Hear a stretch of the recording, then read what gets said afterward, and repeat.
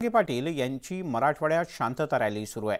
सध्या ही रॅली लातूरमध्ये पोहोचले। यावेळेला मराठा बांधवांच्याकडून त्यांचं मोठं स्वागत करण्यात आलं। लोकांनी मोठ्या प्रमाणात स्वागतात भाग घेतला।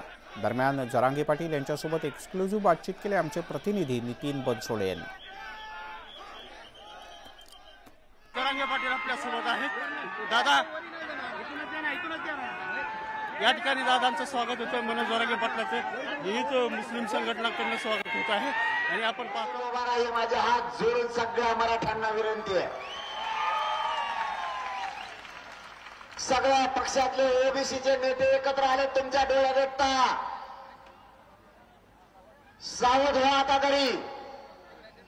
माझा भाजप, माझा नेता, माझा काँग्रेस, माझी शिवसेना हे करून आपली जात मारू नका।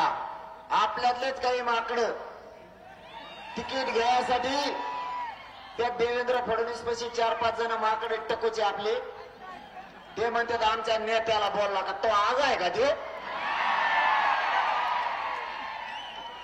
मी भांडतोय मराठ्यांसाठी, मी भांडतोय गोरगरीब करोडो मराठ्यांचे लेकरं मोठे व्हावेत म्हणून, आणि ते म्हणतो आमच्या नेत्याला बोलला। नेता आहे का तो? आज जात नाही का तोही? अरे बाबा, बाकीचे सगळ्या पक्षातले ओबीसीचे नेते एकत्र झाले, सगळ्या पक्षातले।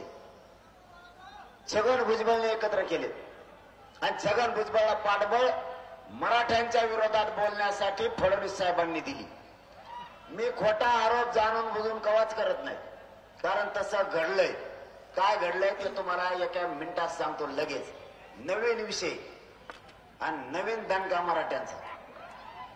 अगोदर लातूरकरांचे खरोखर मनापासून आभार मानतो। चारही बाजूला तुम्ही प्रचंड विराट रूपाने जमलात मराठ्यांसाठी, त्याबद्दल तुमचे मनापासून आभार। तुम्हाला नवीन मुद्दा सांगतो।